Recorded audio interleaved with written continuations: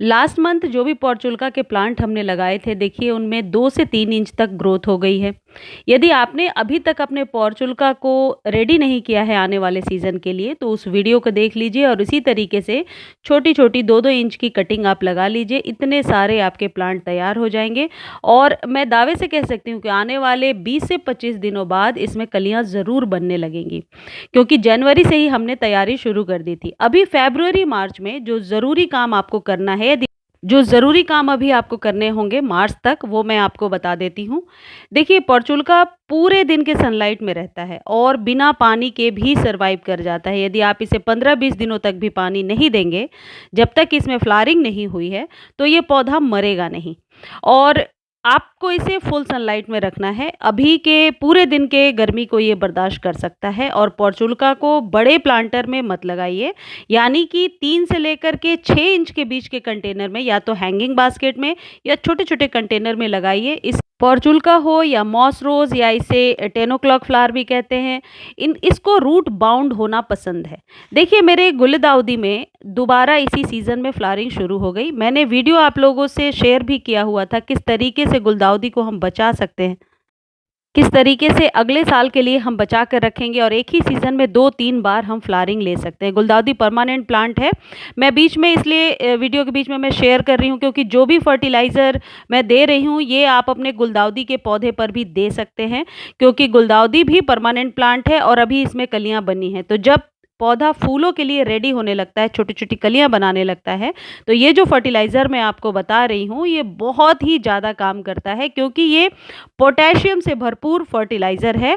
और ये 2 तरीके से मैं आपको बताऊँगी, केमिकल फॉर्म में कैसे देना है और उसका घरेलू होममेड फर्टिलाइज़र क्या है, और दोनों इक्वली असरदार हैं। ऐसा नहीं है कि जो होममेड है वो असरदार नहीं है। मेरा बिल्कुल आज़माया हुआ नुस्खा है। जितनी भी फ्लावरिंग आपको मेरे गार्डन में दिख रही है, ये उसकी वजह से ही हुआ है। मैं लगातार उस होममेड पोटेशियम वाले खाद को यूज़ करती रहती हूँ। देखिए, मेरे बोगनविला में भी आज वाइट वाले में फ्लावरिंग शुरू हो गई है। अब आपको करना क्या है कि जो आपके पास पोर्चुल्का का प्लांट है, उसे आप चाहे तो साइड-साइड से थोड़ी-सी गुड़ाई कर दें। हालाँकि पोर्चुल्का की जड़ें नीचे तक नहीं जाती हैं, इसलिए गुड़ाई करने से कई बार जड़ें डिस्टर्ब भी हो जाती हैं। तो यदि जड़ें आपको लग रहा है कि साइड में जगह है, तो थोड़ी-सी गुड़ाई कर दीजिए। यदि आपने पहले से पानी दिया हुआ है, तो फिर ये ड्राई फॉर्म में देंगे, और यदि पानी नहीं दिया हुआ है, तो फिर लिक्विड फॉर्म में देंगे। देखिए, ये है पोटाश। ये आपको ईज़िली नर्सरी पर मिल जाएगा, आसानी से। जहाँ भी नर्सरी आपके आस-पास होगा, आप पूछ लीजिएगा, आपको पोटाश मिल जाएगा। या फिर गली में जो माली फूल बेचने के लिए आते हैं, आप उनसे भी पूछेंगे तो ला कर के दे देंगे। अब मैं आपको ये बताती हूँ कि ये ज़रूरी क्यों है और इसमें क्या पाया जाता है। देखिए, ये ऑर्गेनिक होता है। ये बिल्कुल भी केमिकल खाद नहीं है, ये ऑर्गेनिक तरीके से बनाया जाता है। इसे फूलों वाले पौधे पर और सब्जियों पर भी आप इस्तेमाल कर सकते हैं। ये एक ज़रूरी खाद है जो आपके पास होना ही चाहिए, और महीने में 1 बार 1 चम्मच यदि आप रेगुलरली अपने फूलों वाले पौधे को देते हैं या सब्जियों को देते हैं, तो फिर फल फूल की उपज बहुत अच्छी होगी, संख्या ज़्यादा होगी, साइज़ भी बड़े-बड़े आएँगे फूलों के।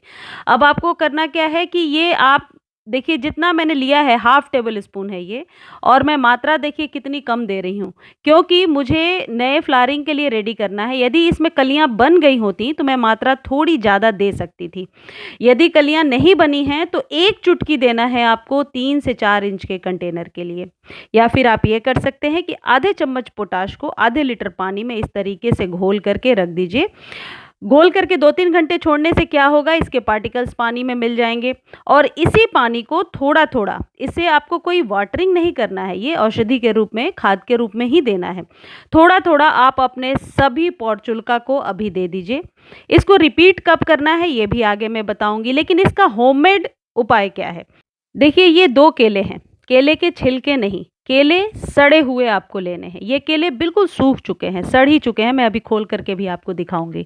अब आपको क्या करना है, इन 2 केलों को लेकर, 1 भी ले सकते हैं, ऐसा नहीं कि 2 लेना है, लेकिन मैं कम से कम 2 यूज़ कर रही हूँ, क्योंकि मुझे 10 कंटेनर के लिए यूज़ करना है। देखिए, ये किस तरीके से अंदर से पीले-पीले हो गए हैं। इन्हें आप पानी में डाल कर के 2 दिनों के लिए छोड़ दीजिए। मान लीजिए 1 लीटर पानी में आप इसे भिगा रहे हैं, तो 2 दिनों बाद आप इसमें 2 लीटर पानी और मिलाएँगे और 3 लीटर पानी से अच्छे से अपने सभी फूलों वाले पौधे को वाटरिंग करेंगे, पोर्चुल्का को भी वाटरिंग करेंगे। अब ये रिपीट कब-कब करना है, इसको वीक में 1 बार करना है। अब जैसे ये छिलके और इसके गुद्दे के साथ आपने डाल दिया, बस ये थोड़ा-सा ओपन करके डाल देना है, जैसे मैंने डाला है। आपको कुछ भी नहीं करना है, बस बीच-बीच में स्टर करते जाएँगे, हिलाते जाएँगे, तो क्या होगा, इसके अर्क पानी में मिलते जाएँगे।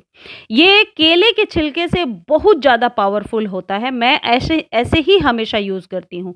छिलके तो मैं डायरेक्टली मिट्टी में डाल देती हूँ, लेकिन केले को सड़ा करके और उसके पानी को जब मैं पौधे में यूज़ करती हूँ, कोई फंगस भी नहीं लगता, इसके लिए आप परेशान ना हों, लेकिन इसका इफ़ेक्ट हमेशा ज़्यादा होता है।